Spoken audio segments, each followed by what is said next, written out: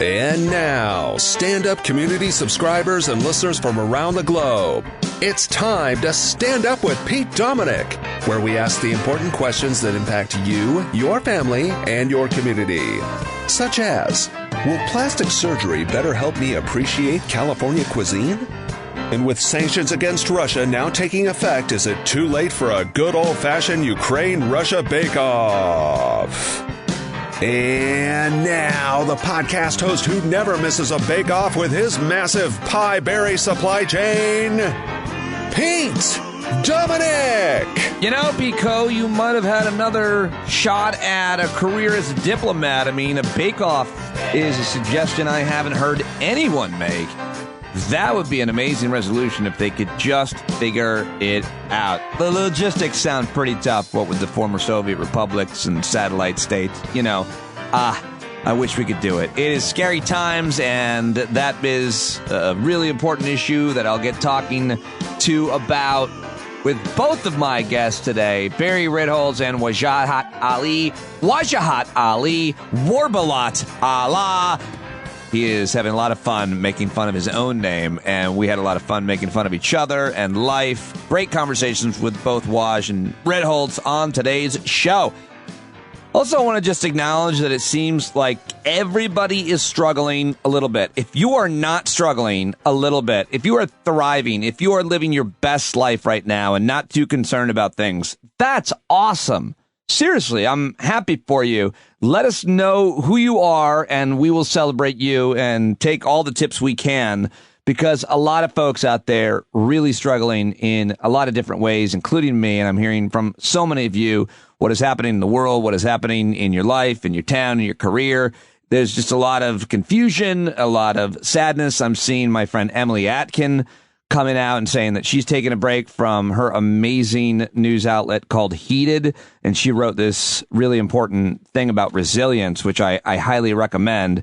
But I've heard it from a lot of listeners and others as well, the concerns that you're dealing with and so on. So we're going to keep doing this. I'm going to keep doing this. I'm going to have more conversations with folks about what they're struggling with. If you are one of those people, I'd love to just shoot the shit. I'm no therapist. I don't have the answers, but these conversations help all of us. So reach out if you're having a tough time, if you're struggling. I'd love to hear from you. standupwithpete@gmail.com is the email address, and I hope to see you at the Hangout, which I'm planning on tonight.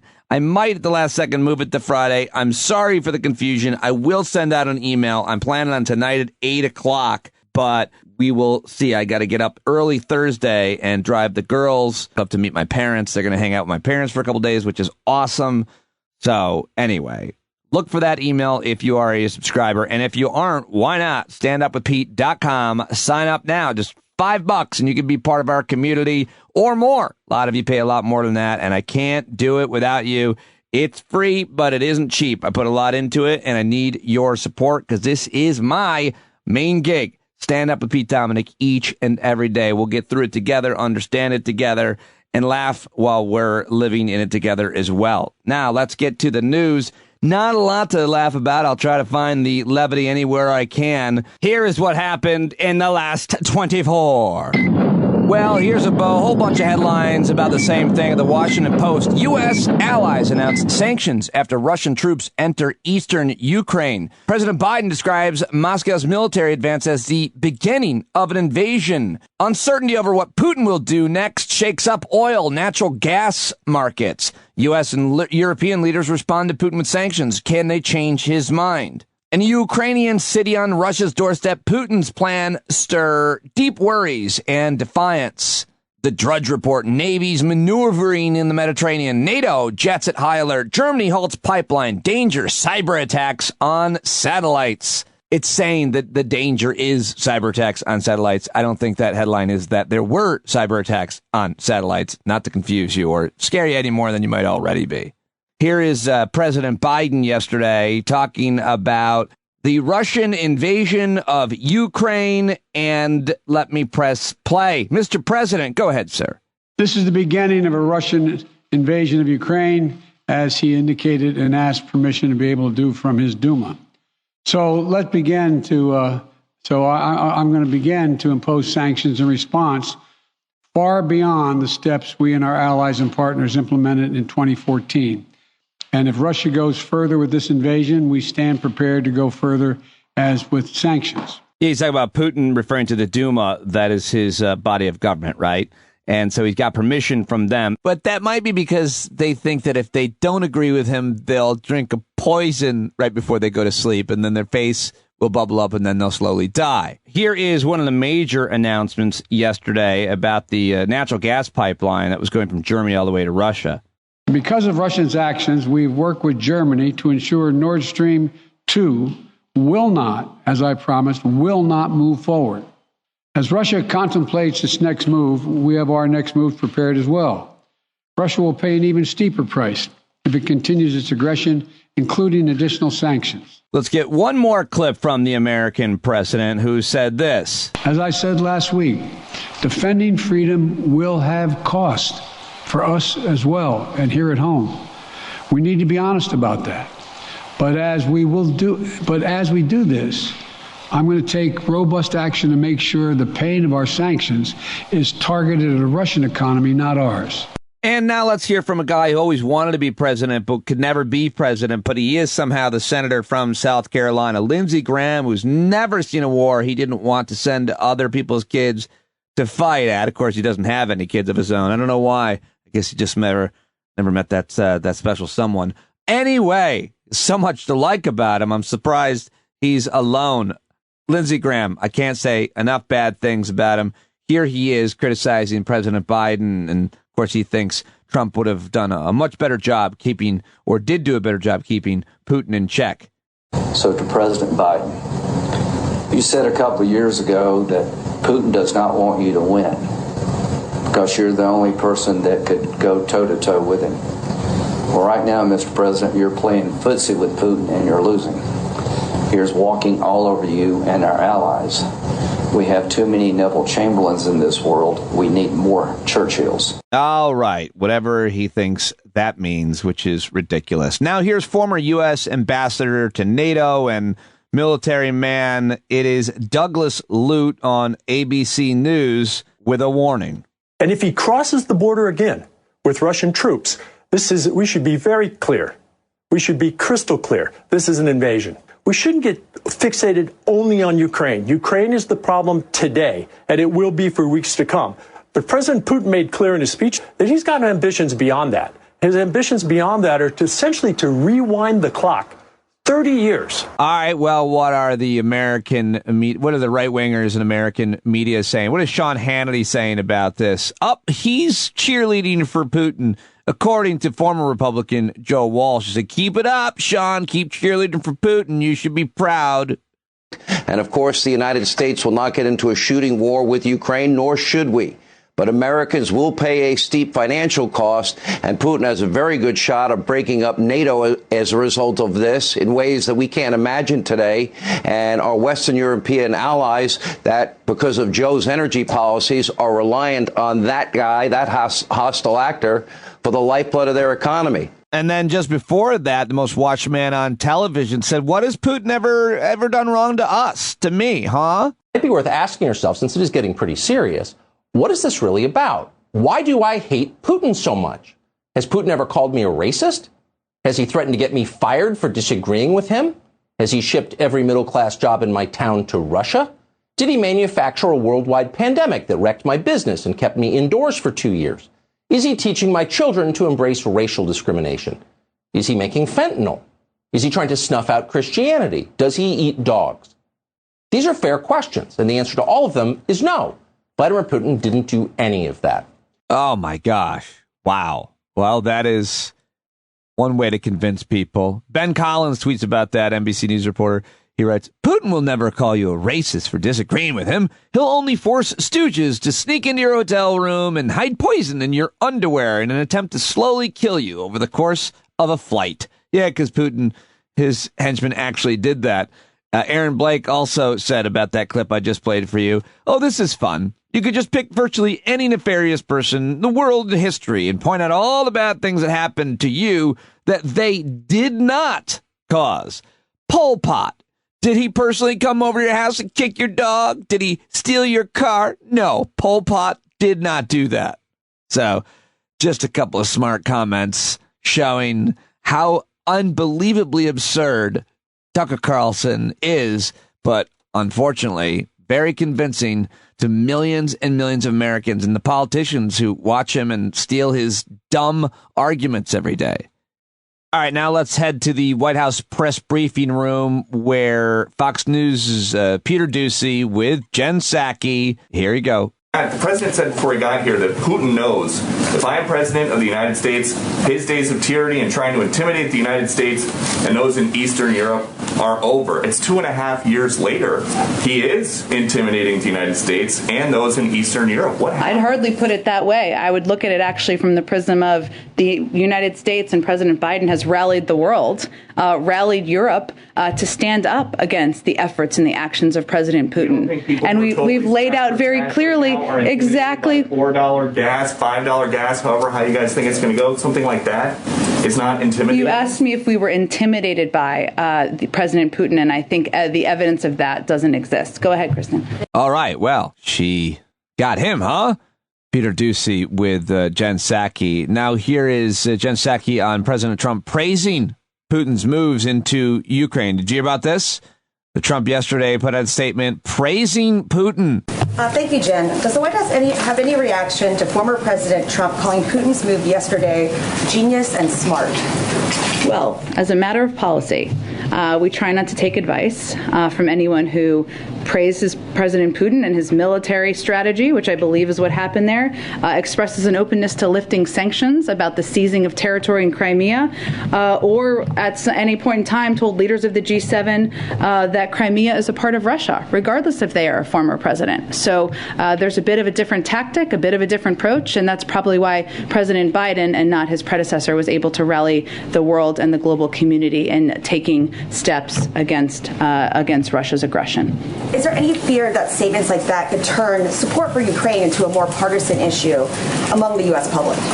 By the former president? Yeah. I think that is up to members of the Republican Party to make the decision, to make the determination. There has a long history, decades of history, which President Biden was a part of when he was chairman of the Foreign Relations Committee, of standing up to the efforts of any country to seize the territory of another country, standing up for efforts by the United States to rally global support against inappropriate and illegal actions by another country. There's a long history of that, not in a partisan way, in a bipartisan way, and certainly that choice is up to Republicans to determine. Go ahead. Thank you, Jen. All right. Well, there you go. There's a roundup of some of the sound on Ukraine, Russia, the invasion of Ukraine from Russia. Obviously, I guess I get caught up in all the speculation about what might happen, the military analysis. I don't love all of that because we really just don't know about the speculation. So trying to stick to what we do know, what has been announced, and give you a couple of different angles on that. But you heard from the president, Jen Psaki, and obviously the right-wing nut jobs on Fox News. So much more, though. I've got some audio related to the 6-year battle for equal pay for members of the U.S. women's national soccer team, which I've always been a big fan of. Well, it's finally come to an end with a landmark settlement and another huge achievement for one of the winningest teams in all of sports history. U.S. women's soccer players settle the equal pay lawsuit, their class action gender discrimination lawsuit against U.S. Soccer Federation for $24 million. Here's Megan Rapinoe talking about it on the news yesterday. I think we're going to look back on this day and say this is the moment that, U.S. soccer changed for the better. I mean, obviously we can't go back and undo the injustices that we faced, but the only justice coming out of this is that we know that something like this is never going to happen again, and we can move forward and making soccer the best sport that we possibly can in this country, and setting up the next generation so much better than we ever had it. So it's a great day. We're all super proud. And here's another piece of audio from an athlete, but this one is not as celebrated as the last one. This is actually Aaron Rodgers, the Green Bay Packers quarterback, who announced that he was retiring, didn't he, at the end of the season after his major controversial dabbling with anti-vaccination movement and the whole Joe Rogan stuff, all that. Well, he was back on that same show where they never ask him a tough question, the Pat McAfee show, where the guy is always sleeveless and looks like the king of all douches. But I don't know. This is like a minute of Aaron Rodgers complaining about how he didn't want to hurt anybody's feeling and his marriage fell apart. And it's just, he's just sorry that he got into it all. I didn't realize in the midst of the COVID conversations how much my situation was affecting my loved ones and my people, the people that support me and love me and check on me and take care of me. I didn't realize the kind of shrapnel that was kind of being flaked off of what I felt like were the bullets coming at me, because I was too locked in on me and defending myself and trying to get a message out. I never wanted to be divisive in this whole thing. I really didn't. The issue is polarizing. I get that. And I know there's a lot of fear involved around it. But my intention was never to be divisive. It was to speak what was my truth and talk about, my own health.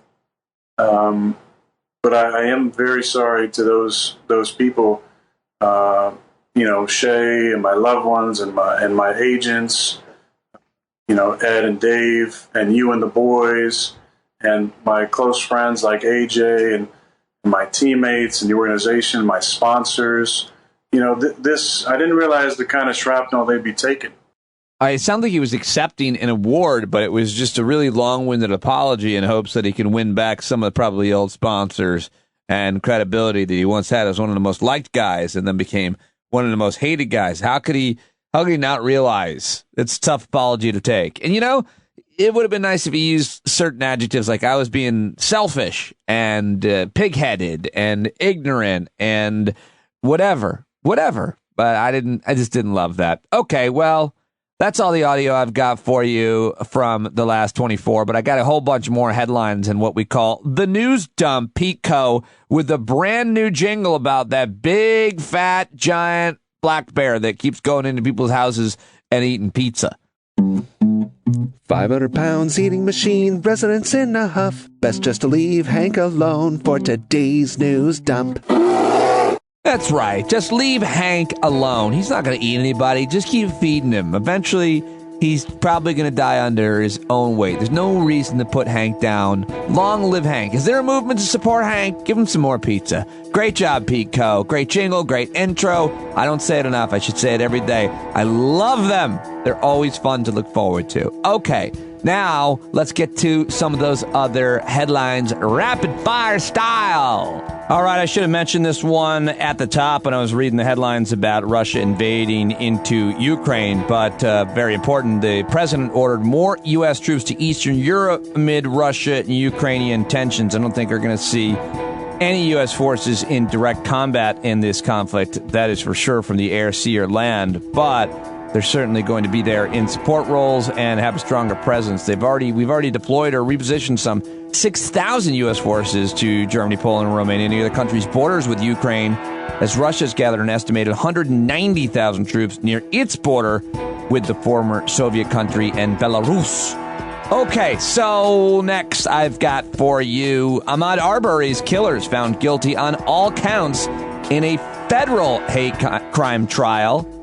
Jury found the 3 white men who killed Ahmaud Arbery guilty on all counts yesterday morning. So I think that's probably a pretty good thing, as horrible of a crime as that was. And the closing arguments in the federal trial of George Floyd cops are also wrapping up. A federal jury poised to begin deliberating the fates of 3 former Minneapolis police officers accused of violating George Floyd's civil rights by not providing medical aid during his fatal arrest and failing to stop their senior officer's excessive use of force. So we'll see what happens to that in that U.S. District Court jury in St. Paul, Minnesota, expected to get the case today and begin weighing the evidence against the 3 of those cops. And how about this story? COVID-19 shots are unlikely to promote a rare inflammation in kids, according to a new analysis of U.S. government data published on Tuesday. The condition formerly known as multi-system inflammatory syndrome in children involves fever plus symptoms affecting at least 2 organs and often includes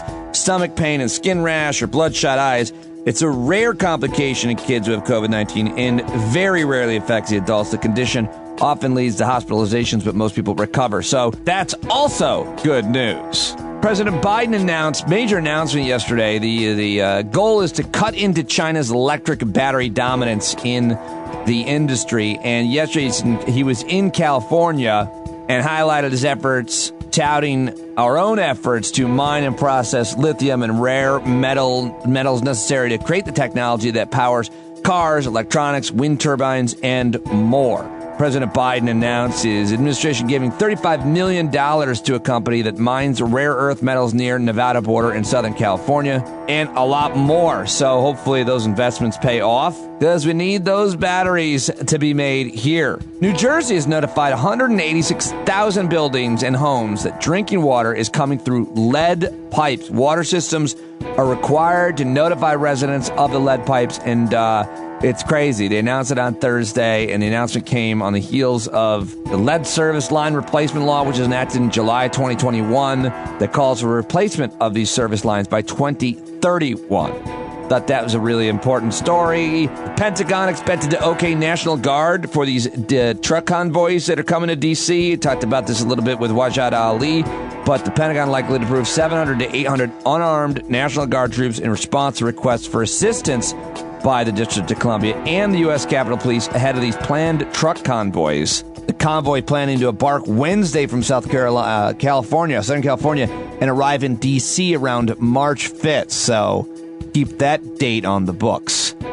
Scientists say they found a fossil of a 170 million year old pterosaur, billed as the world's best preserved skeleton of the prehistoric winged reptile. It's been found in the Isle of Skye in Scotland. That's pretty cool. Also, a nearly 9,000-year-old shrine was unearthed in the country of Jordan, according to archaeologists there. And this is good news. The Quincy Institute for Responsible Statecraft said negotiators were very, very close to an agreement on a new Iran nuclear deal with just a few kinks left to be worked out, which is a major, major story. The World Health Organization, another good story, says new COVID cases are falling for the third week. Deaths have also dropped. How about that? I got a bunch of good news for you. And finally, yesterday was 2/22/22. And that was a major cool date, a palindrome. And the last time there was a ubiquitous 6-digit palindrome was November 11th, 2011. But palindrome enthusiasts said this was the most exceptional date in over a decade. I hope it was a good one for you. Family in North Carolina gave birth to their daughter, Judah Grace Spear, at 2:22 a.m. on the dot on February 2nd, 2022, at 2:22 a.m. Not only that, but the delivery happened in the hospital's labor and delivery room number 2. Today is an extra special Tuesday for this newborn and her family, and that's pretty exciting for that family. That's cool, right? That's fun. Those are your headlines, and there are some good ones in there, some good news. I hope that made you feel better. If you usually think you're going to feel worse when you hear a lot of the news, but put them together for you. There you go. That's the news. Now it's time to get to my guests. Coming up, another great conversation with Barry Ritholtz. We also debut yet another introduction song, another jingle for another guest, another Gareth Sever joint. It's hilarious. Barry loves it. So you're going to want to hear that. But first, we've got the great Wajahat Ali, who has a great new book out. I hope you already got it. Go back to Where You Came From. Wajahat Ali, of course, on Twitter. He's a Daily Beast columnist, a former contributor at CNN, and a speaker, an author, a playwright. Such a great guy, great friend of mine, co-hosting a podcast once a week with Danielle Moodie You now. Check that out. Every Thursday, they got a new episode that drops. Ladies and gentlemen, my latest with Wajahat Ali, who starts, by the way, in the middle of a story about how he pissed off a really rich benefactor of the Aspen Ideas Institute. And that's where we begin after the great jingle by Gareth Sever. He's Wajahat Ali, got a book that comes out the 25th of January. Go back to where you came from. Do you mean where he got his name from? His Lego abilities amaze until his wife stops his spending spree. He'll dismantle your political stance on a Zoom call in his jacket, shirt, and tie, and his underpants. His powers of thoughtful discussion bring nuanced perspective that can't help but draw us in. It's Wednesday, time for Wajahat Ali.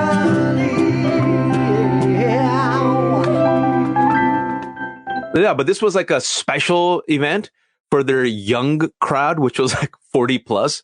And so they wanted me to talk about like racism and Islamophobia during the Trump administration. I said, okay.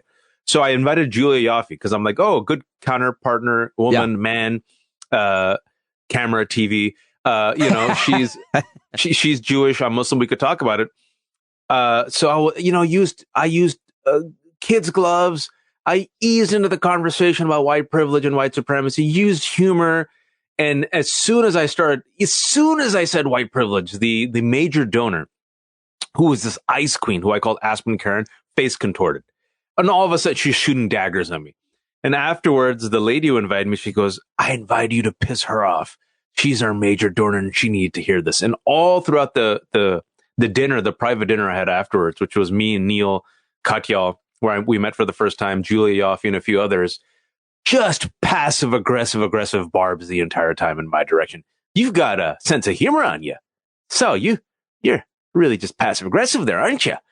Says the queen, passive aggressive. So everything is sarcasm, isn't it?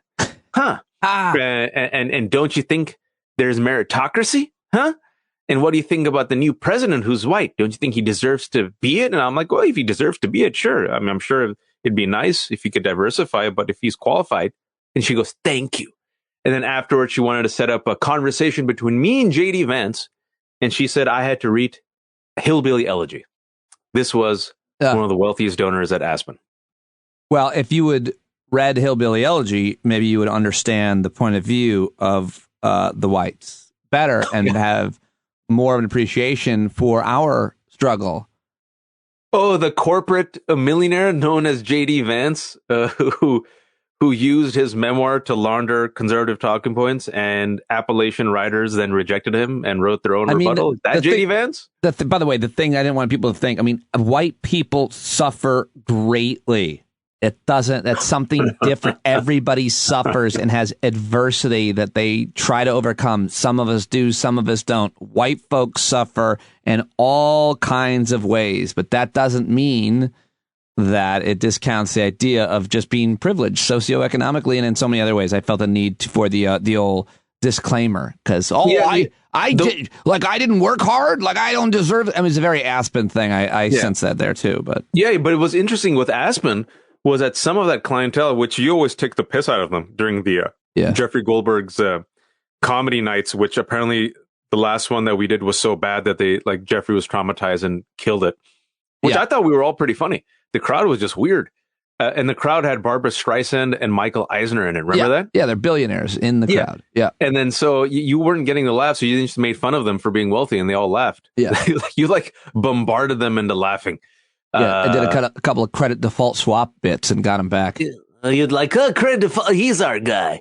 But it's interesting that even the wealthiest and the wealthiest and most privileged of the whites, they just sometimes, and this is some whites all, and I'm glad you had the privilege, not because some of my biggest fans are white women too. But a majority of white women, and I wrote an article about this, and I get the biggest pushback and hate mail I ever got was for this Daily Beast piece that I did a couple of months ago when Youngkin won. And it simply mentioned that a majority of white women gave Youngkin the win. And a majority of white women have voted Republican since the 50s. And a majority of white women voted for Trump. And more white women voted for Trump in 2020 than in 2016. And I explained the causes. And my God, man, you should have seen the responses I got. Woo! I'm not a racist. Now let me write a 600-word essay being very racist. Anyway. That's been on my mind. I'm not a racist is always followed by amazing stuff. Amazing racist invective. Yeah. I wanted to, so you, just real quick, in case anybody's listening to this on the day. We're recording? That's great. I didn't even know we were recording. I'm always recording. I won't take you too long. But on the 23rd, if you're listening on the 23rd, you're going to be in Brooklyn tonight, if you're listening on the day, I think. Is that right? That's right. Coming to New York. Tell us about it. What are you doing? I'm going to the Bell House, which apparently is a really great place in Brooklyn, a live music scene. You got to be vaccinated.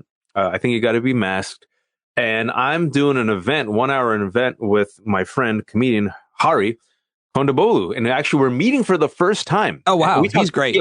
Yeah, we talked about this in person, how we're like friends with folks that we've actually never met. Yeah. And so we've actually connected, and I'm like, oh, actually, I'm meeting him tomorrow. This poor guy is overcoming a stomach bug. I just overcame a stomach bug. Hopefully Pete doesn't get it. It's going around all around the East Coast. So if you get it, poop it out, vomit it out, sleep a lot, and drink a lot of water. But we're going to be in conversation talking about the themes of my book. But instead of just talking about my book, we're just going to have a fun conversation, having these blunt conversations about being brown in America and entertaining conversations about what we say when we're told to go back or when we're told to go fuck a goat or a camel. And, you know, try to make it relatable and fun.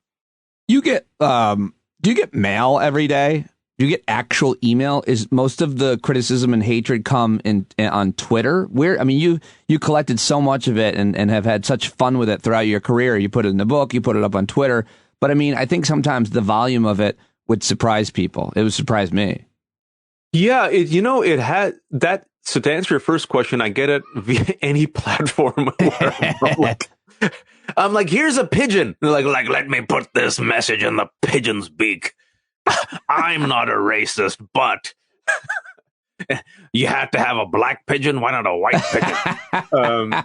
You're replacing all the white pigeons. They gotta go. I think they're doves. Yeah. So the doves. The doves are the superior pigeons. Genetically proven that to have migrated away from Africa and become, civilized the rest of the world. But I get it through Proton Mail, Twitter, Instagram. Man, I get it through. And the funny thing you mentioned, the second part is, see, you live a certain reality in America as a white man, as a poor person, as Muslim, as a woman. And you think that the experiences that are so common to you are common to everyone. And you forget to just talk about it publicly because, who will care? And so these type of emails that we've talked about often on your podcast that, me and women and people of color get, we often forget that this is a completely new experience for a large part of white America. Yeah. They're like, oh, I got it once. You get this every day. And so whenever I share it on Twitter with the kind of sense of humor, it always surprises me at the level of shock. And at the level of just very sincere concern that many of my Twitter followers, especially many white men and women, are like, man, I'm so sorry that you have to get this. Right. I wasn't even looking for sympathy. For me, it's just like tough skin, right? We have to have tough skin. Well, I think it's regardless of why you're doing it. It's the reason I asked. I think that the sheer volume that people get and the kind of consistency and the type of rhetoric that you hear, I think that matters to those who don't, to help someone like me understand just kind of what it's like to live your life and to see how often, because, I think part of the idea is I don't have to worry about those types of threats or think about being minimized or marginalized, which reduces the amount of stress I have in my life. Now I have a lot of stress in my life for all the things that anyone can imagine, but at least I don't have your type of stress, the brown stress. I have white stress, which I think is a bit different, and bald stress also. Yeah. Yeah, I have balding stress, but I still have some hair. So my stress is like it's about to go. Your stress is it's gone. Which I don't know what's worse. Is it more liberating that it's all gone, was it like when it was all about to go and that desperate attempts to do the comb over or the? No, I think that you'll never know my stress. You'll never know my struggle because when you lose hair. At the time of your life that you are starting to lose your hair, you're married, you're in your late whatevers. Well, how old are you? I mean, I'm 41 now. You're 41. Yeah, you should start losing your hair. I lost my hair at 21, so it's a completely different experience. You don't want to be losing hair when you're in your 20s and single. Come on, son. Oh, 21. That's painful. That's like like Hercules being neutered at the age of 15. It started coming out. I was like 23. It thinned, rapidly to the point when I was maybe 24, 25. I think I started shaving it. I don't know. Maybe late 20s. Can I? Okay. So speaking about, so two things, and you mentioned this really well. And I want to mention this again. It's very important. When, people like me and Hari and others, when we make these comments about, say, a majority of white women, looking at the polls or white folks, I want to be very clear here. The enemy is not white people. White people are just people. We're people. We all endure. We try to survive during a pandemic. Some of my best friends are whites. My favorite whites, like I've said, are the moderate whites. I love the moderate whites. We're talking about white supremacy often. We're talking about whiteness. We're talking about an ideology, a structure, a paradigm that elevates this thing called whiteness above all else and seeks to maintain power at the expense of the rest of us who will never achieve it. That's what we're talking about. This structure, this poisonous ideology that has fueled America, right? And if you think talking about racism is annoying, imagine experiencing racism. I guarantee you it's way more annoying and exhausting. Macroaggressions, microaggressions, double standards, less pay. Where are the moderate Muslims? How come they haven't condemned terrorism? We need a war on terror. We need a war on crime. But the January 6th violent insurrectionists, they're just ordinary citizens engaging in legitimate political discourse who are suffering from economic anxiety, right? It's just mind-boggling. When you see the double standards and when they have a negative, corrosive impact on your communities, on your health, on your security. And so when I get these emails every day, oftentimes, people of color joke like, dude, if white people had to endure this stuff, how would they behave? And I always ask black people because they get it the worst. And I asked Danielle, our mutual friend, I'm like, Danielle, if white people who right now, according to Donald Trump, and this is the new trend, Chauncey DeVega wrote a really good piece in the Salon. Yeah, I was reading that. Yeah. White people think they're the greatest victims in America, right? Yes. And that trend has been slowly but surely increasing. And Stephen Miller, Steve Bannon, and Donald Trump have doubled down on it. In 2024, I think you're going to see white power signs openly as part of the GOP. I hope I'm wrong. I don't think I am. But if you think that white people are truly victims, then white people should just replace them. They should do one of those Freaky Friday, Disney plot twists, and wake up one day in the skin of a black person and walk a week. And I asked Danielle, how long do you think they'd last before there would be either collective suicide or the country would burn down? And Danielle's 2 days. They would burn the country down. Would be the anger that people have now as a result of what they feel being discriminated against and persecuted. It's not real in terms of the persecution and the minimization that they're claiming. So if they walked around in some kind of black suit, in black skin, whatever, and people thought they were black, the kind of transgressions they would probably feel or looks that they would get would be so foreign to them they wouldn't even have a chance to be. They'd be confused, and and just a bunch of confused white folks in blackface just walking around bumping into walls. What's happening? And I think you need probably a good week to get just the beginning of it. You need to put yourself in all kinds of different public places. Because I think if you're a white person trying to understand what it's like to be black or brown, you can't just put on a suit. You would have to go out because you could just stay home. That's true. You can watch Netflix. Right. That's mostly the same. You watch Blackish. She goes, I was black for a week. I stayed home. Yeah. I did this accent like a black man like this that I saw on TV, and I watched Blackish. You sound like Billy Bob Thornton, not any black man I've ever heard. I was trying to channel Robert Downey Jr.'s caricature of a black man in the movie when Tropic Thunder, which was a genius portrayal. But by the way, that piece that you mentioned is really interesting and important in Salon. But I also want to mention this. I was looking at your Twitter handle where you shared that piece. Susan Glasser, the staff writer at New Yorker, tweeted, the aftermath of the Trump presidency, polls show more Republicans have a favorable view of Vladimir Putin than their own president of the United States. Yep. And that ties in with the far right wing of the American conservative movement breaking for Putin because of this kind of Christian nationalism. You tweeted, Putin, Orban, Trump, authoritarian leaders and their allies, fueling a violent white Christian nationalism. It'll be a global realignment for white supremacy, a zero-sum death march. Ominous, very ominous. Look, I've been saying this. I've been very lucky that you've invited me on your show to talk about this. So lucky as a crazy, brown man. But I was thinking about this earlier today, right?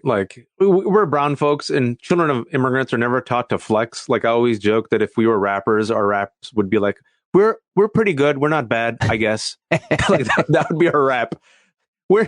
Hey, pretty lady, can you come sit on my lap? It's okay if you don't. I'm sorry. I apologize. Forgive me.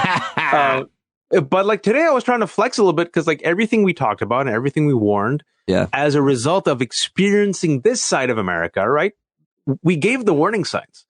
And we're still ignored. And I was talking to another writer who I won't name, well-known writer, and I was like, this is fascinating to me that we have a majority of the GOP siding with Putin, a murderous authoritarian. A majority of the GOP believes that Trump won the election, which he lost. A significant minority, 30%, it wants to use violence against the government, right? Because they feel like they're being oppressed. And the RNC, not just the squad of the right, the RNC, the Republican National Committee, publicly said, by the way, January 6th violent insurrection was a legitimate discourse by ordinary citizens. And this great report came out 2 weeks ago, which talked about the role of white Christian nationalism in animating and fueling the January 6th violent insurrection and how it's part and parcel of the GOP. I just interviewed Catherine Stewart, who contributed to that report. Oh, wonderful. Yeah, she did a great. Yeah. And so with Putin, right, what we've been saying, and I've written articles about this, I think I've talked about this on your show, is like, I've written like a couple articles. I'm like, yo, they're very helpful Bond villains. Just listen to them. They're telling you the plot. They love Viktor Orban of Hungary. They love Vladimir Putin. When you ask them why, they tell you. They see them as defenders of this dying Western civilization, see white Christian male, under assault from the gays, the feminists, the Muslims, and the immigrants. And they see them as the flag bearers and the torch holders of this last gasp of whiteness. And so they're willing to follow them and model themselves after them. I mean, Tucker Carlson went to Hungary to do a show. He's going back. And they want to implement that model, an authoritarian model, for white Christian minority rule in America. That's the end game. And while we're talking about this, we have insane commentary about, are the Democrats too radical? Is the squad too divisive? And I'm like, our colleagues in the media, man, I hate saying this, they're failing us. They're failing the moment. Well, it's like this idea. Yeah. I mean, some of a lot of talk about that San Francisco Board of Education recall election somehow being, first of all, it's more complicated than it's being framed for sure. Very local. Very local, by the way. Right. And really important. Like a lot of these school board things, which I'm, as you know, heavily involved with, a lot of this stuff is more actually COVID related, that the schools really screwed up COVID. You know why they did? Because they're human and no one had any idea how to deal with this stuff. And it hasn't been easy. And so, yeah, they screwed it up. But it's not like you'd have handled it better if you were the superintendent or BOE. At least that's what I like to think of. But no, the framing that as the wokeism gone too far, as if, Waj, that's the only issue in the world. Meanwhile, what we're seeing, as you're describing, is a foreign policy. Does that World War III? We're on the verge of that. Yeah. And they're talking about, wokeism, progressives and language and cancel culture. It's never been the most important issue. It's not even remotely, but it's all they got on progressives who are continuing to try to pass policies that make people's lives better. And also, it's all related. It's how we always cede the ground to white rage and white anxiety. Do right? we, always. though? What does that look like? How are we ceding the ground? I don't know if I agree with that. By giving both sides false equivalence, when it comes to framing, the average Americans are concerned. When it comes to Youngkin and CRT, even the poll that just came out 2 days ago shows that the majority are like, yeah, we want to teach CRT. We want to talk about equality. Majority now is against Youngkin, right? But when they were talking about what do the average suburban moms think, every single mom that was interviewed was what? White conservative mom. Yeah. Right? Average American does a heavy lifting for white.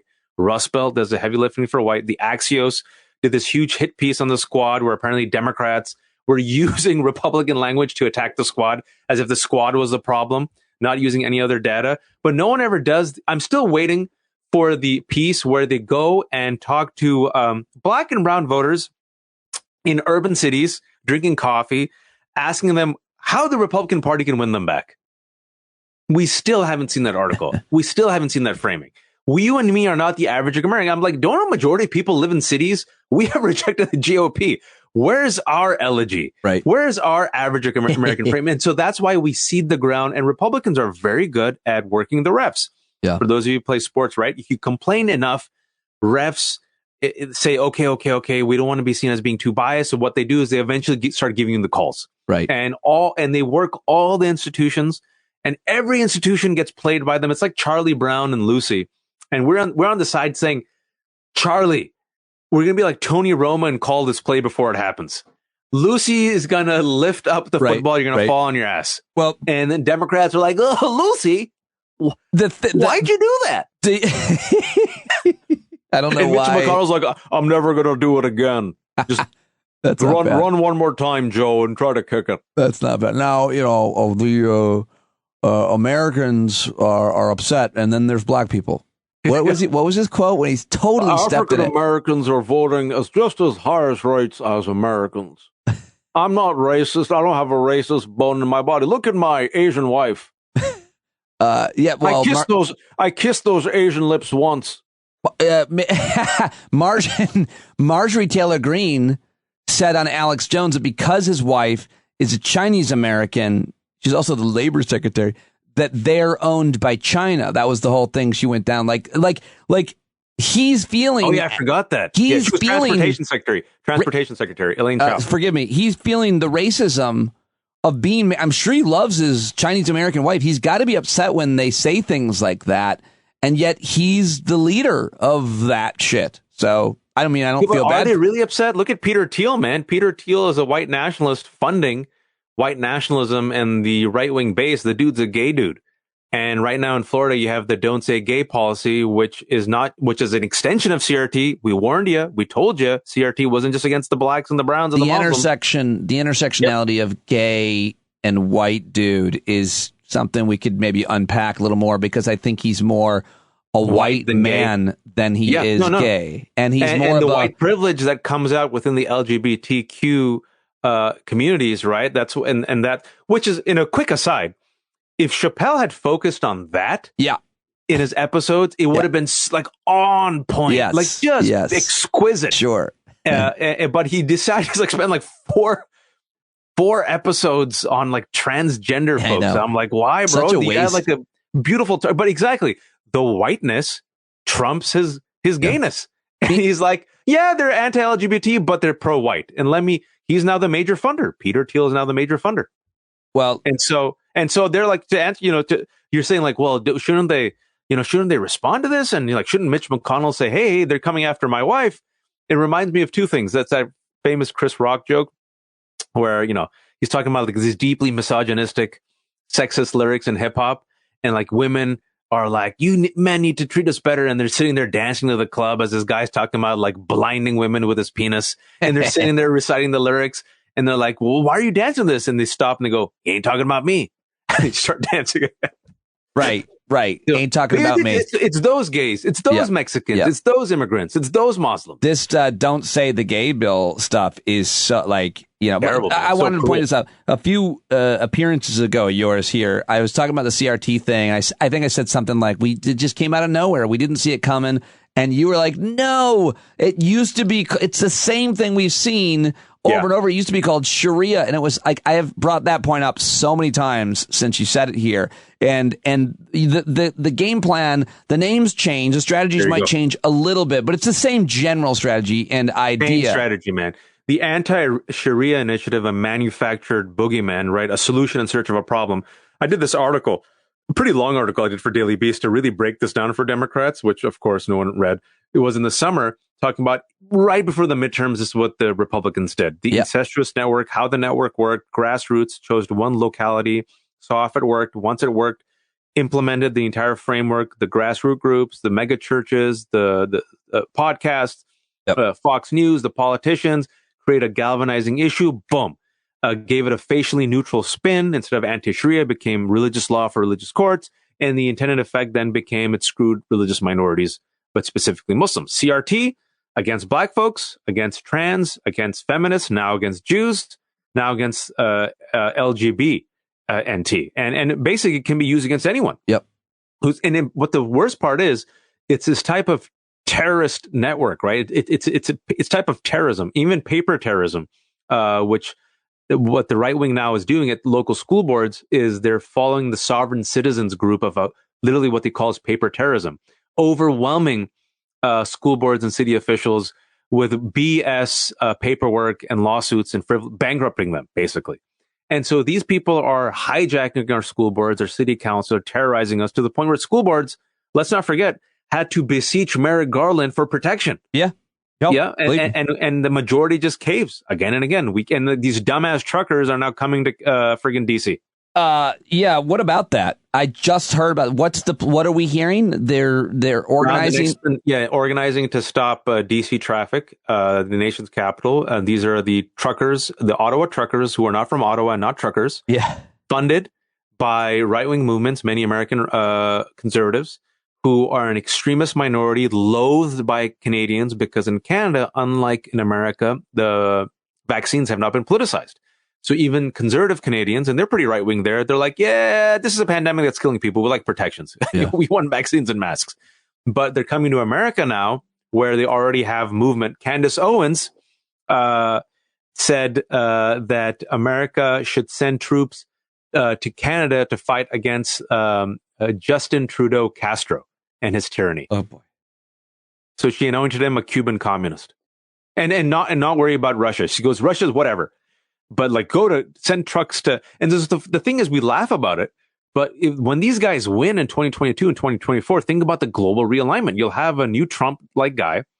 Even if Mitch McConnell, there was a bipartisan Senate agreement, which was rare, where we condemned Russia, right? But Mitch McConnell is an old man. McConnell, Romney, Thune, well, even though he spent his time in like Russia, but some of these guys, probably not Thune, but like McConnell, Romney, Sass, a couple of these other guys like Murkowski, seen as quote unquote moderates. None of them are moderates, by the way. They're on their way out. Right. The present and future is Marjorie Taylor Greene, Gosar, Bobart, Cawthorn. Yep. They're going to cave, bro. If their base loves Putin, what's going to happen? It's a really important question, and a lot of people are trying to figure out the answer to right now. And I don't. It's really hard to imagine at this point, but it's gonna be really tough, in the sense that if they have the presidency, if they're going to implement a coup, if they have the state legislatures, if they have hacks on the Supreme Court, if they have the school boards, if they have the House, and if they have the Senate, it's a wrap. And if I'm wrong, tell me I'm wrong. Well, I just want to remind people the most important thing they can do, the most important election probably in their town, if there's any kind of this controversy, is the Board of Education, because that's going to directly affect your kids, especially and even the whites, for sure. I mean, that's what's happening in our town. We're in the mix, and I say it pretty much every episode on this show.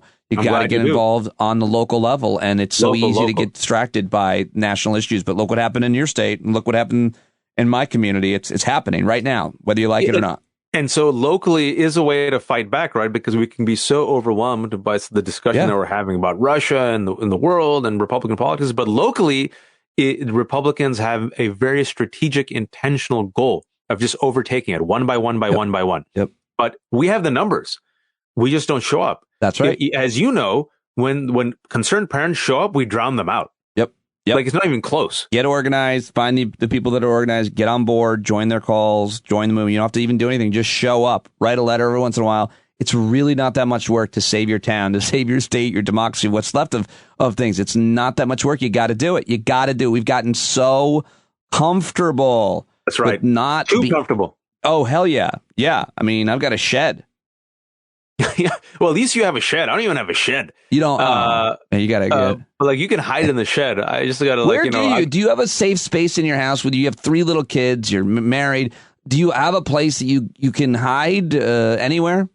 There's 2 places. We have a basement that has been refurbished, but God forbid there is a basement, and there is a shed out. Actually, I have a shed just like yours that we inherited from this wife who used to live here for 40 years with her family. She's the one who sold us this house. It's like a lived-in, loved house. But if I refurbish the shed, it's like your shed. Well, let's do it. I'll come down. We'll do a whole reality show. We'll live stream it. We can actually make that shed. I can actually do things from that shed. But yours is like a fancy shed. I don't know how you got that. You got like the electronics in there, and you got did it all. We did it all. I had help from listeners, and we did it all. It's like the greatest space I could ever imagine. I love it. You know, Dash, is this your mom? Twitter handle Dominic2L? No, my mom's not on Twitter. Okay, so this is a fake person. Huh? Why? You're getting a tweet from that person? Yeah, she said Mary L. Dominic at Dominic2L. Oh, wait, 17 that is that. Wait, then I mean, holy shit, that's my mom. 17 following, 0 followers. Her little handle says, "It's so easy to be kind. I got this message. I absolutely love listening to you on my son Pete Dominic's podcast. Now, you're one of my favorites, and I enjoy the camaraderie between you and Pete." Wow. She probably like just joined Twitter to say things like that to people because being kind is really easy for my mom. Yeah, and so I was going to respond to her, but I'm like, is this Pete's mom? No, definitely respond to her. It would make her day. It would make her really happy. Lovely. My mom was a public school teacher in Syracuse City School District for like 20 years. She's an amazing human being, and she has a huge fan of yours. No, she's kind, man. She raised you. You're a good egg. Literally, you look like an egg, but you're a good egg. I said that because of your bald head, which is shiny and smooth. But I'm doing. I'm really transforming my body starting this month. Did you hear? No, what are you doing? I'm just kicking ass with the diet, no alcohol, at least during the week, and exercise, like crazy exercise, crazy diet. And I'm 4 days in, and I'm announcing it right now to you and everybody. Are you like going Rogan? Like, what's happening? Like, is he the only person in the world? Is he the only man that we have that we know that works out? Post 45 white man who says something like that, like stunning. Like, I think, are you going? Is this like a Rogan I'm moment? I'm not going like ice bath, sauna, waking up at 4 a.m. to go sprint behind, a truck or something up a hill. No, but I am doing as much exercise as I can. Like, I'm finding that turning like sadness or frustration or anxiety or moments of depression or concern into something positive. Very good. Is really working for me. And I force myself to do a bunch of push-ups when I'm thinking too long about something that gives me anxiety. How many push-ups can you do? At a time? Yeah. Right now I'm back up to like 45. Dude, that's impressive. That's not bad at all. Did you start cold? You went cold to 45? Yeah, I can do that probably cold, yeah. I can do 45. I've been working out, but like I'm weak. I was a fat kid and like, well, if you do them, like, here's the thing about fitness, and especially at our age now. And I mean, I was a personal trainer for 7 years, so there's a billion different programs, exercises, and things. But if you really want to get like in good shape, you just do those urban calisthenic workouts. What is that? Like, listen, all you have to do is push-ups. That's why.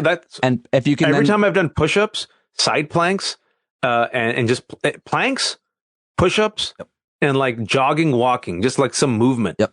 Like I did it for 2 months. I lost weight. But weight loss is about diet. But like my body seemed different. Like I lost inches off my. Yeah, but you probably were eating better too. Usually that's how it goes hand in hand. When you're exercising, you try to eat better too. But yeah, that's good, man. I just wrote a book. That's all. Well, it's a pandemic. What should I do? Let me write a book. I'll let you go with that last question. What has been like? You're on like maybe almost been out a month. You're still doing a bunch of different shows. How are you feeling? How's it going? And do you know, like, are you learning about the metrics? Are you happy? Are they happy? Does it mean you get another book? Okay. So to be honest, I am slightly disappointed as a son of immigrants, only because I feel like I should have sold more. But my publisher is really happy because my publisher said you sold really well. And the publicity, they said, is like amazing. And I feel like because of Omicron, my book tour that I had, I kind of like, so I take that, like, I'm not that hard on myself, but I'm hard on myself. Like, we're hard on ourselves because we have a higher standard. My editor is like, why are you so hard on yourself? This book is like winning for us. The word of mouth is amazing. The people who have blurbed it, the people who talk about it. It's a book where people have said, I've kind of heard about Wajahat Ali, but I didn't really know him. And so they pick up the book, and now it's like, I have to be a little patient with the slow burn. Because like you said, it's been less than a month. But in a month, the coverage the book's gotten, the amount of unsolicited recommendation, the comments, and the fact that people are giving the book to other people. It's like, read this. Great. This will give you a good perspective. And the fact that the audiobook is selling really well. I never was into audiobooks. I did the audio version. Sure. Apparently the people love the audio. They're like, you talk to me. And I'm like, that's kind of creepy. I hope it was comforting. So my take is, I'm giving you a very honest answer, which I probably shouldn't have. Like, there's a part of me that feels I could have done better and should have done better with the sales. But then there's the other part of me that has to listen to the editor and publisher and realize I'm just a month in during a pandemic, and like I did much better than I thought. The thing about I've heard so many authors, because I interview them for a living, talking about how releasing a book during the pandemic, releasing a book during the beginning, the middle. But the thing that's different with you, but anybody can go to a bookstore or go on tour and sign books. The difference with you, and I hope that you'll continue to think about this and do this, is that you've been doing this kind of almost live performances, panels, and so on, like what you're doing with Hari tonight in Brooklyn. And what I'd love to do with you, what you do on the podcast with me, what you do with Danielle, you're so good live. You're basically can be doing stand up, and then you have somebody to bounce off in a panel. You would sell out seats at a theater for that. You have that skill set that a lot of authors don't have. So, hopefully that's still worthwhile to people, and you can get out and do those kinds of appearances at different small theaters and venues around the country or arenas. No, that was it's not going to be arenas. I'm not Fareed Zakaria. Brene Brown. I'm not a Brene Brown talking about vulnerability yet. But no, that's exactly it. So we had that plan. And because of Omicron, it's okay. First world problems, it all got canceled. But the one taste that we had was in New York when we did that event last month. And that was just magic. That's what people said. Even people were there, like, that was magic. And that's exactly awesome. What we did. No, we had music, we had humor, we had Preet Bharara, Kathy Park Hong, and just a levity and seriousness and lightness and people together. And like, I was like kind of the ringmaster, and we used the book to celebrate life, celebrate the book's theme, celebrate America. And that's kind of what I want to do, right? That's the beauty of a live conversation. So that's what we want to do tonight with Hari, is use the book to also then not be selfish, right? Because oftentimes with the book, or it's like, when you drop a book or a CD, you can be very navel gazing, but you can also use that opportunity to really expand and invite people to play. Yeah, and you're as good as anybody, if not better than most at that. I mean, I knew that the first time I ever saw you on stage and presenting. I was like, this guy's got the stuff, and you're never going to lose the stuff. And so I'm excited for whatever happens next for you with the book and these appearances, because you're so good at it. Everybody wants a piece of you, and I appreciate you giving me a piece of you whenever you can. Always great. Man. Thank you. And also, you bribed me. Can we tell people how you bribed me? No. It was a great bribe. No, I gave you a very tiny token of my appreciation for you joining me here, and it's the tiniest. And he gave my son a Lego gift, and my son is ecstatic. My son a Lego gift. So I have a Lego gift card from Pete Dominic. And I gave your wife something too, but I'll let her tell you. No. My wife was very appreciative. It meant a lot. You didn't have to. Thank you. It was just like one tear came down my eye. I love you. I think you're one of the most talented, smartest, funniest, coolest guys in the world. And I'll just say this tonight, when I knew I was going to talk to you, even though I got the time wrong. I was real excited. I always get real excited. I wish I could do this with you every day. I think you're one of the best talkers, and I talk to a lot of people, and you're always one of my top favorites. Man, thank you. We're always rooting for you, and it's actually impressive. You started this. I was thinking about this because we were just talking about something else. And I said, I remember actually was with the Lego gift certificate, being like an immigrant son. I'm like, can you afford this, Pete Dominic? And you're like, the podcast is doing well. I'm like, look at that. And then I remembered, like, at this flashback, time was a flat circle during the pandemic. Yeah. I was like, look at that, man. 2.5 years ago. Like, I remember Pete, actually 3 years ago, I remember I called you for advice because you were at Sirius, and I'm like, dude, all my opportunities are dried up. Everyone thinks I'm killing it. I got to start from scratch. And you're like, dude, I have my dream gig. I'm at Sirius. I'll never know. I remember what you said. They said, I'd kill myself if I lost a job. I don't know what I'd do. I drive to work. I talk to great people. I have a 6-figure salary. And then and I'm like, I'll figure it out. And you were very supportive, and you gave me ideas. And then, pandemic happened. I got the book deal. And then you call me and you're like, I lost my job. and like, what do I do? I'm in like a death spiral for 2 weeks. Oh God. And then you started the podcast out of your shed. Yeah. And then you're like, and then I remember we talked about it, and then we talked about it on your podcast. And then you're like, but slowly but surely, some people actually pay for this. And then you fast forward, now you look at that. It's amazing. I was very proud of you. I was just amazed. I'm like, look at that. With time and effort, you never know, right? Like, could you have imagined 2 years ago? No, I mean, I couldn't. No, my wife kind of made me do it and said, you can do this. We can do it. We give it a full year. If we lose our savings, we lose our savings. But we can make it a year. Amazing. And we made it a lot quicker. The pandemic, helped in a way because my brand has been to, bring folks together and kind of create this community. And we all need this so badly. So the community end of it for some people or a lot of people has been really, really wonderful. And you're a big part of that. So Love Fest. I love you, man. I couldn't have built it without you and your support and your friendship. And I just always can't wait to talk to you. And someday I'll see your legs. I enjoy it always. Hopefully we'll get invited back to Aspen one day. They'll make a mistake where we can talk among the rich people as we eat very fine tuna that we otherwise cannot afford. All right, bud. Thank you so much. All right, there he goes. Wajahat Ali. Go tweet him. Tell him you heard him on the show. Let him know how much you appreciated him joining me. Love that guy. And we had a real love fest there at the end. All right. Now it's time to turn to my second guest on today's show. Everybody loves Ritholtz, don't they? Ritholtz.com is his blog, The Big Picture. He is, of course, co-founder, chairman, chief investment officer of Ritholtz Wealth Management, the author of Bailout Nation. He hosts his own podcast in the Bloomberg Network and radio channel called Masters in Business, which you should listen to. You should subscribe to his daily reads, which are super helpful to me. I always see great articles, and follow him on Twitter, as I mentioned. I love him. You love him. We cover a lot of ground, and a brand new jingle that he is listening along with for the very first time on tape. I'll have to release the video as well. It was a lot of fun. Another great jingle by Garrett Saver. You're going to love this one. Ritholtz certainly did.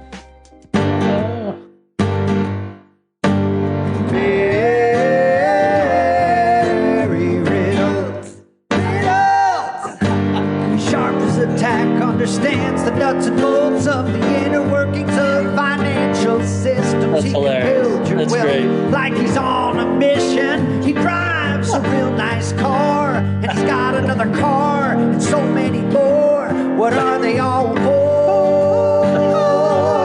He's barely holding back road rage all of the time. If you're sitting in the left lane or over the line, he knows the Dunning-Kruger effect is a sign of the times.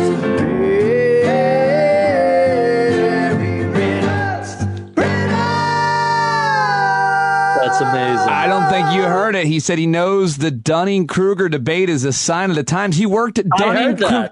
I told him, you got to work Dunning-Kruger into the Barry Ritholtz. I should have been wearing my Dunning-Kruger t-shirt. What do you want to say to Garrett Saver for that jingle? Thank you, man. That's awesome. That's very funny. Awesome.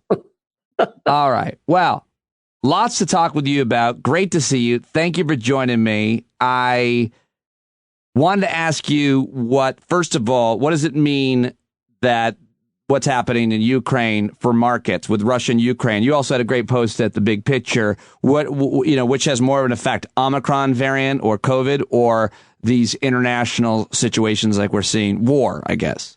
So whenever I hear somebody answer a question on TV or in the paper, I think that, I don't care what you think. There's a history of markets and warfare. What has happened in the past? So obviously the easy thing to do is to go back to February and March 2014 and what happens when Russia annexed Crimea. And the answer is nothing. It's barely noticeable on the chart. And so similarly, what happened, when Omicron and Delta rose up? And the short answer is not a whole lot of anything. So rather than after the fact construct a narrative by using your hindsight bias, I think you look at the data and you say, this isn't all that significant. Now, the caveat is if the Russian annexation becomes another world war, obviously all bets are off for the markets. And similarly, the chart I have of the collapse of Omicron, if we get another variant that's as infectious and maybe even more deadly, all bets are off with that. But you see a day in the markets where everything is down 1%, 2%, 3%. It's almost random. I don't want to say it's completely random, but the minute by minute, hour by hour, day by day market action is completely random. When you're, companies release earnings quarterly, are you going to tell me that the annexation of Crimea in 2014 was going to have an impact on Apple or Google's profits for the next 3 years? If the answer is no, well, my job is to be like a surgeon. The reason surgeons don't operate on family members is they have to go in cold and clinical, and it's just a slab of meat, and they're going to do what they have to do. Sometimes I catch myself saying things, and in the back of my head, I'm like, wow, that's really messed up that you're saying it, but it's true. And I could sugarcoat it and say, war is terrible and people are going to die and it's all tragic. That's a given. The question is, what does this mean for the markets? And historically, the data suggests not very much. Well, that's not the question. It's the question I asked you. I have asked about the humanitarian disaster and many other questions to other people. Right. But just to be clear, you weren't being flip. I asked you that specific question, and obviously you caveated it. But what about just the price of a barrel of oil now going above $100 for the first time? I think I read since, was it 2014? Certainly it was 07, 08. But let me check and see. But doesn't that mean at least temporarily everything costs more? And we already had price increases across the board, it would seem, with COVID-induced inflation. So you would think that $100 a barrel. I'm not quite seeing 100. I'm seeing a high of 96 today.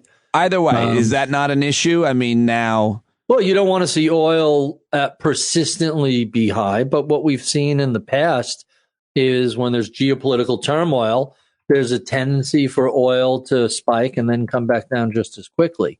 Remember, oil is traded in the futures market, and there's a combination of two main players, the hedgers, like the heating oil companies, the airlines, anybody who's buying jet fuel, whatever, and the speculators. And a lot of times people are just speculating. Sometimes they're right, sometimes they're wrong. But, at the end of the day, is oil going to stay over $100 for an extended period of time? Right. I mean, if this becomes a full-blown shooting war with tens of thousands of military casualties and a lot of civilian collateral damage, then, all bets are off. But that's not what this really feels like. So far, anyway. Yeah, we'll see. But okay, well, that's the answer to that. And in terms of, I don't know if you touched as much, which, the question on the blog was, which matters more to markets, Omicron or Ukraine? What's the conclusion? So, I'm going to give you a terrible answer. It depends on how things play out. If this is just a tactical strategy by Putin and he gains some concessions from the West and then he pulls his troops back, which is what some people seem to think, well, then it's really a blip. If this is a sustained violation of boundaries and Europe gets drawn into it and it becomes, a lot of problems, I'm not up to speed on how good the Javelin anti-tank. This isn't a joke. So we've given Ukraine a ton of Javelin anti-tank missiles.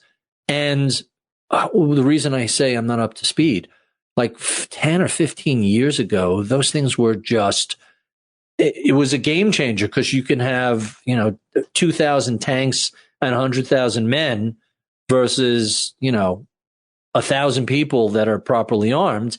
And all the advantages of that armor go away because you're going to take out three out of four tanks in the first couple of hours.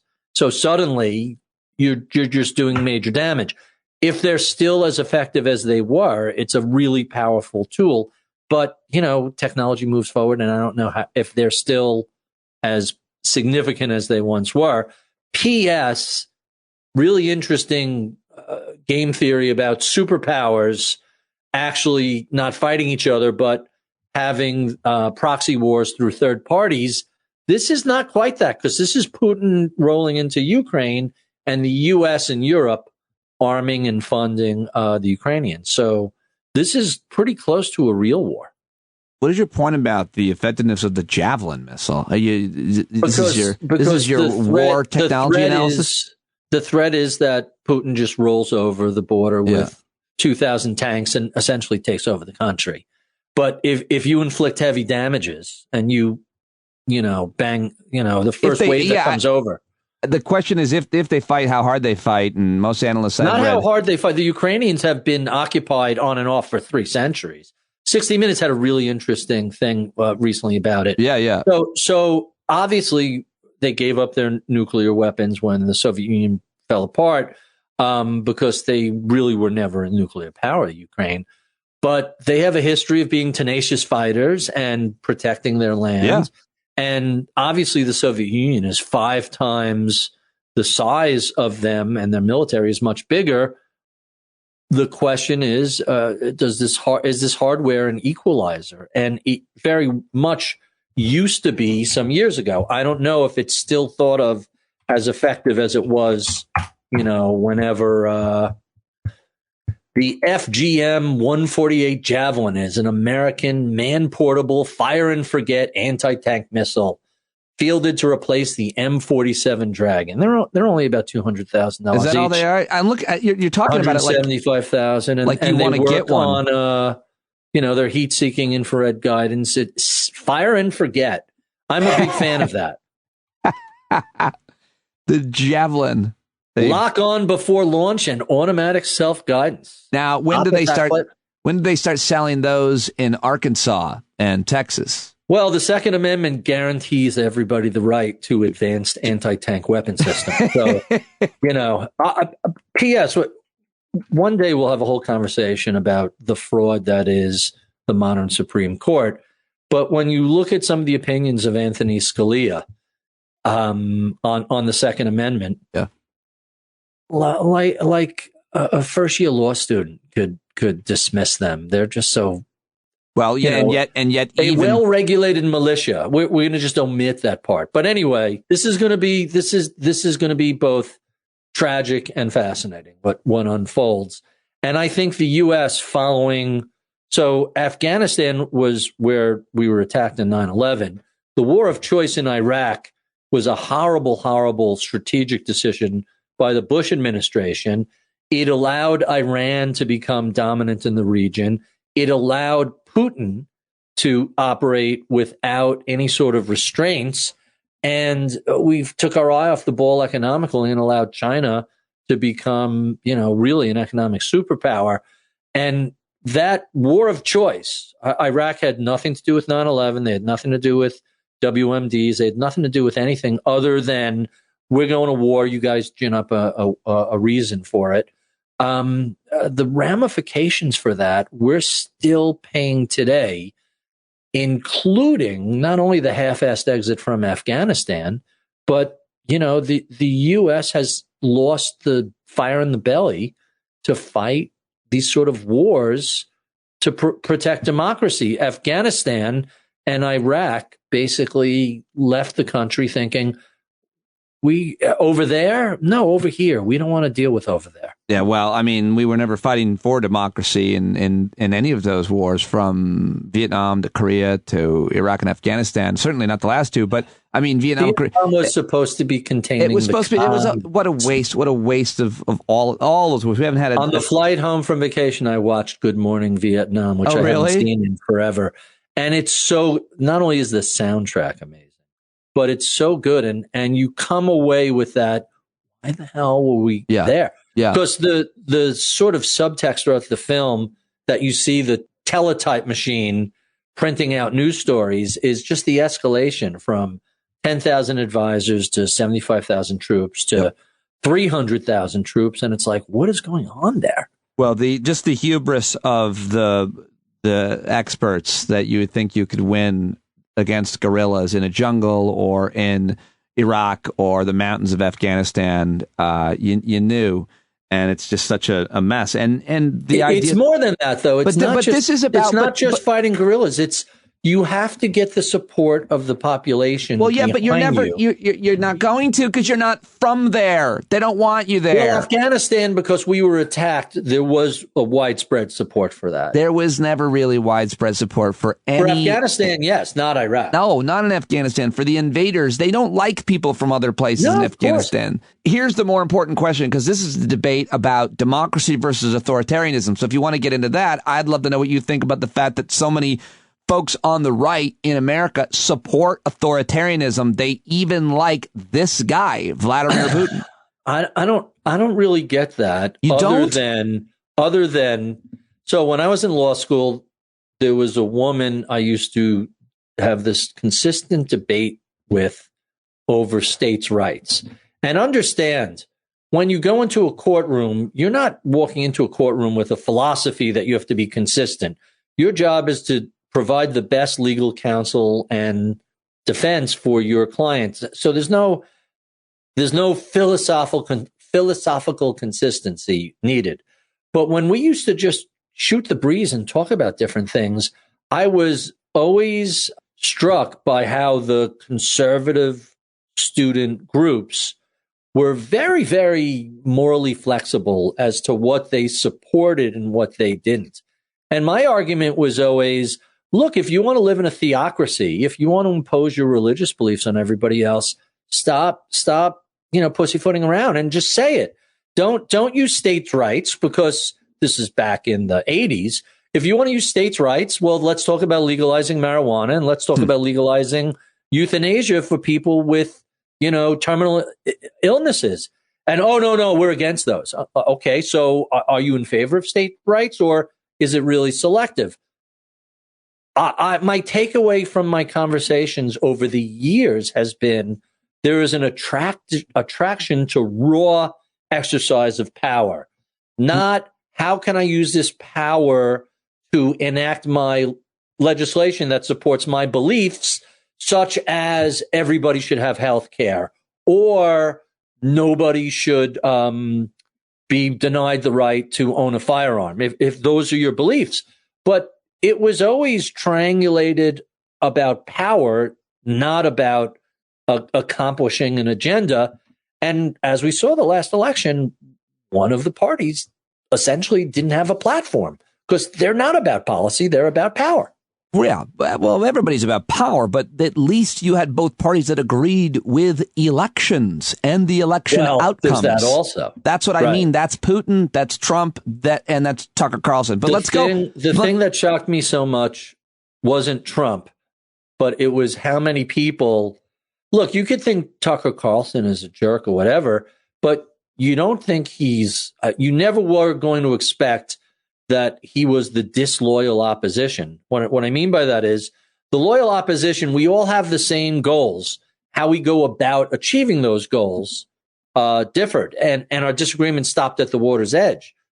That ended very much with Trump, although there were lots of fissures going all the way back to Newt Gingrich. There were lots of cracks in the facade, but really Trump put a stake in the heart of that. And listen, he is who he is. You get exactly what you see.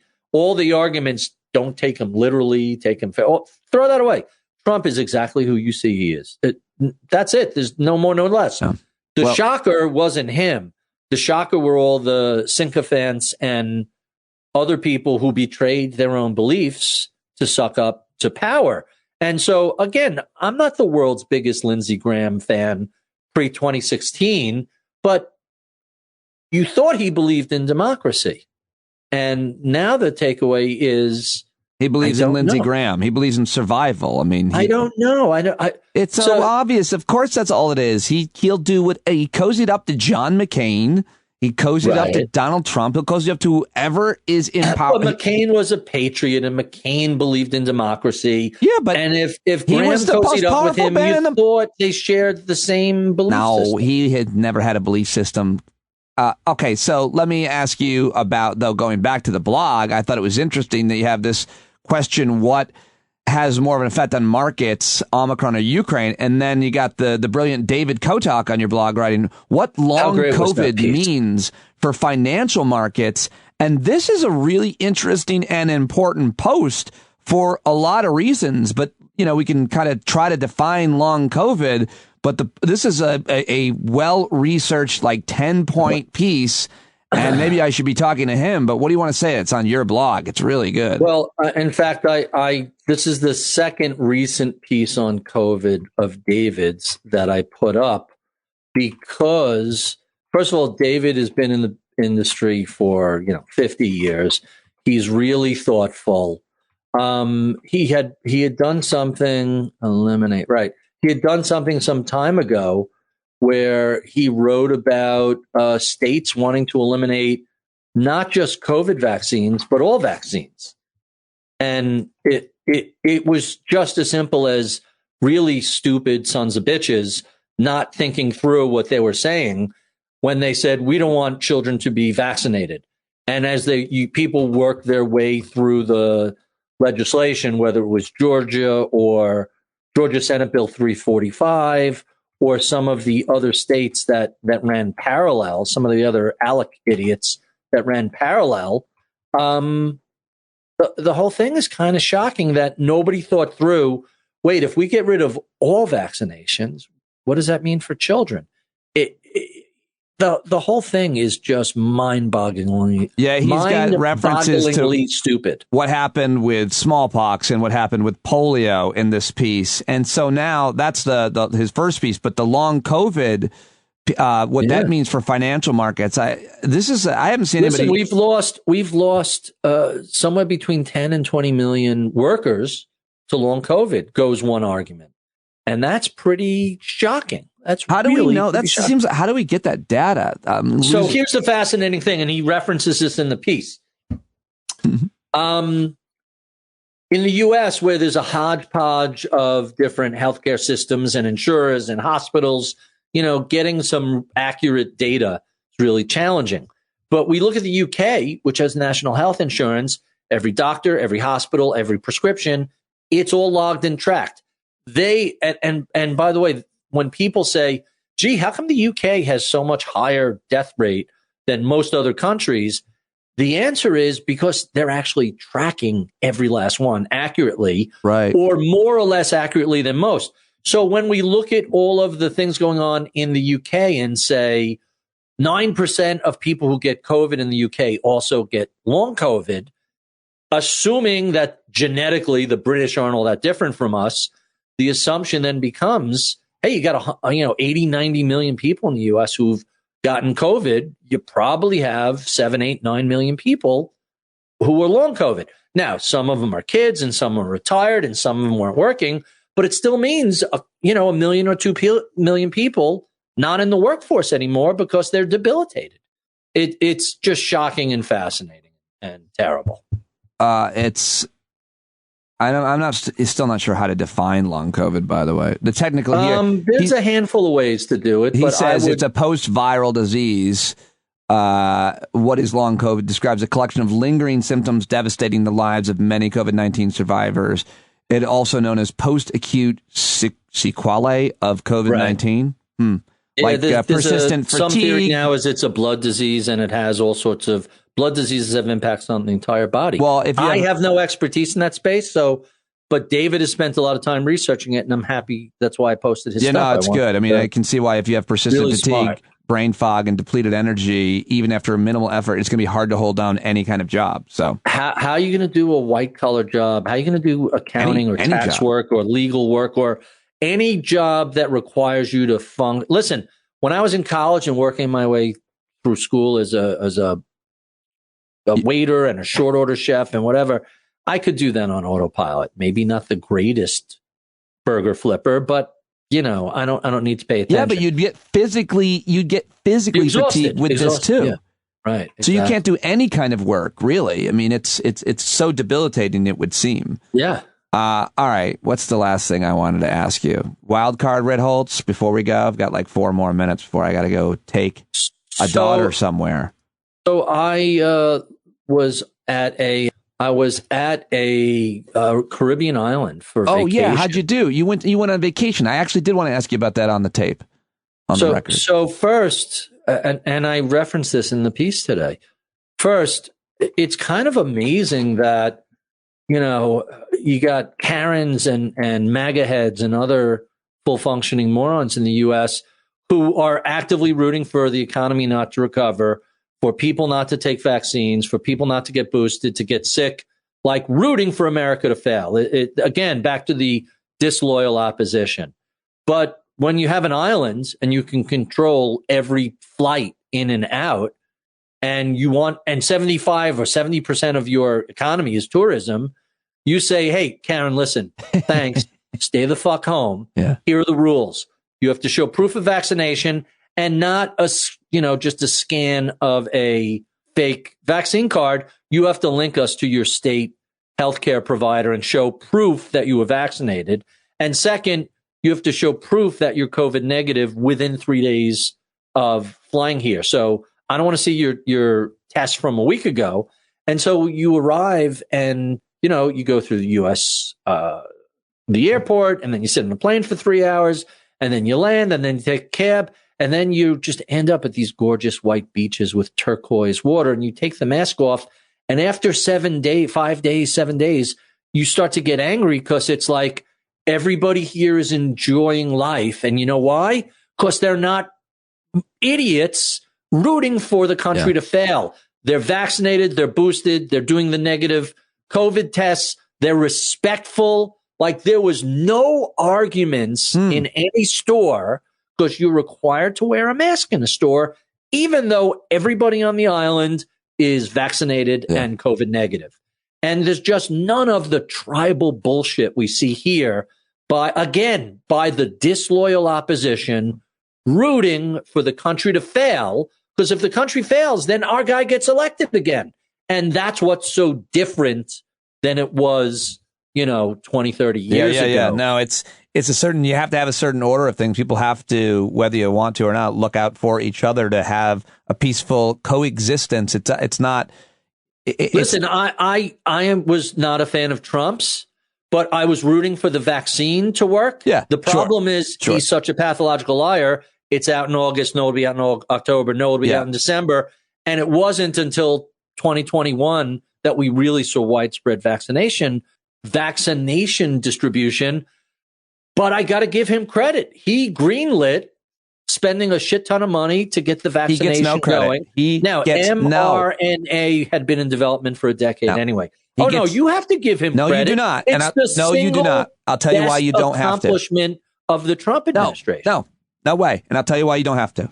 You never have to give anybody credit if anybody in the same situation would have done the exact same thing. It wasn't brave. It wasn't innovative. It wasn't interesting or smart. A, and B, if you created the problem that you then are, quote, putting out, then you still don't get credit. You made this problem by saying it wasn't a problem and then by saying it was going to go away. He made it worse. There's no doubt about that.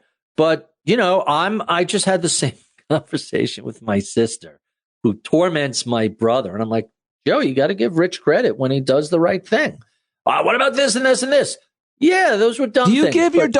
Really? You give people credit for doing what anybody else would have done when someone, lets you go ahead of them in traffic? I know you can't relate to that. I love accumulating those karma points. I wave people through all the time. Because I know at a certain point in the future, I'm going to pass them. You get no credit for doing what everybody else would have done in that position. So I don't even know. What do you think he did? I mean, it's been written. I think you give people credit when they do the right thing, and you're being very, very pedantic. I mean, plus he never wore a tan suit, and I've always respected that. Now I give him credit for that. That I will give him credit. Think about how Obama disrespected I agree. the Oval Office. They fist bumped. They wore tan suits. Outrageous. He did paint his skin a tannish brown, like orange. That I take points away for. He's technically the second president of color. Is that what you're implying? Only the color was orange. Oh no, the color was not his color. He made that. It's artificial. Gotcha. All right. So he doesn't count as a person of color. That's why orange being the operative color. That's why like everybody that ever worked for him, that ever took him serious, that were taken seriously, like Jon Kelly or some of those military guys, they all looked at him the same way we all did. They're like, this guy's nuts. He's orange. He's a different color. He spray paints him. That's why New Yorkers never took him seriously as a candidate, because he's like a fifth year or sixth year. He was not a real estate person. No. He was just nowhere near the but again, underestimate him at your own risk. Agreed. Well, we underestimate. So let me ask you a quick question before you run away. 2024, is he running? And if he runs, does he win? He's definitely running, but I think that I think he has to pretend he's running, but does that mean he's running? Yeah, I think he's definitely running, and I think he could very well get the nomination given the way that the primary system worked. But I also think, honestly, it's a long time away. So. Which state just started forced rank voting, which is going to... The problem with the current primary system is it encourages extremism, whereas no primary forced rank voting theoretically moves people back to the center. Ranked choice voting? Ranked choice voting, forced rank voting, whatever you want to call them. I didn't know any state had a new somebody state. just I know did that. I'll find it. And then I'm being outbid on a car now. You are? What are you using? I use Bring a Trailer. Oh. And I just got a pop-up while we were speaking. Well, you better go take care of it. You do have to buy, as the theme song said, you do have to buy another car. I have to keep buying cars before we run out of cars. Hold on. I wish you could hear this noise, which is you're about to hear. That's me. I don't know if you heard that. No. So the mic is only recording when I'm playing. Well, you're ruining my podcast, so. It is. It was so good until you started describing a thing that I and no one else could hear. Yeah, so you can't hear it. But go to Bring a Trailer. All right. Search for my name, and you could see all the crap I'm oh, okay. buying. There you go, folks. How about that? Nice plug. Ritholtz, thank you very much, my friend. Hey, man. How come you're not on vacation this week? No reason. I don't know. We were thinking about going somewhere, but we didn't end up doing it. Let me tell you. You leave snow and 22 it's the degrees. Week off. The girls have the week off, and like everywhere is kind of jammed. I don't know. I like alternative times at this point in my life. Well, once there are no kids in the house, you're free to move about the country. So. That's what I'm told, in a van, and I'm looking forward to it. Thank you, sir. Down by the river. All right, man. Love you. I'm completely outbid. I am really bumming here. There he goes. I guess he didn't get that car, but what a great way to end it, seeing as that we started it with the jingle where he's buying all those cars.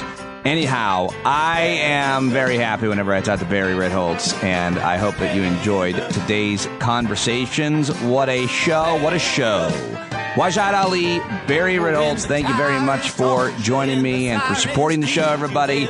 Can't do it without your paid subscriptions. I will talk to you at tonight's Hangout. We'll see you tonight, hopefully, and look forward to that Wednesday night, the rare Wednesday night Hangout, and I'll get back to you about the details on that. Jon Carroll, take us out. Love you guys. See the forest for the burning trees. You got to stand up.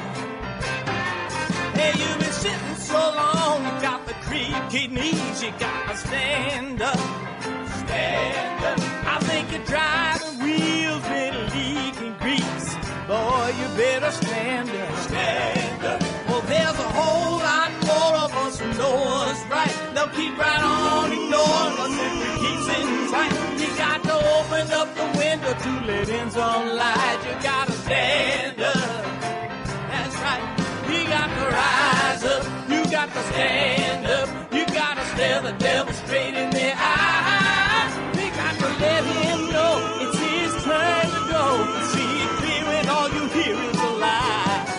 So get up off of your butt, down off of your fence, even if it ain't a very friendly audience. Well, they'll begin to listen when you start making sense and you stand up, stand up.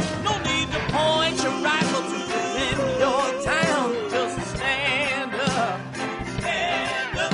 You know they can't deny you what you're laying down. Boy, you better stand up, stand up. Show your face of every color, yellow, black, red, and brown. She's the place where every lost child will finally be found. There's only one thing to do before we stand our ground, and that's stand up, stand up. Well, the founding fathers saw a land for all. They had to stand up. They had to stand up. They had a keen imagination for a crystal ball, drawing all the plans of stand up. But all they had to go on was the time they were in, with other causes for laws, and since they weren't even sin, they knew that change was gonna come before the change could begin. They had to stand up. All right, they had to stand up. We got to stand up. We got to look the devil square in the eye. We got to let him know it's his time.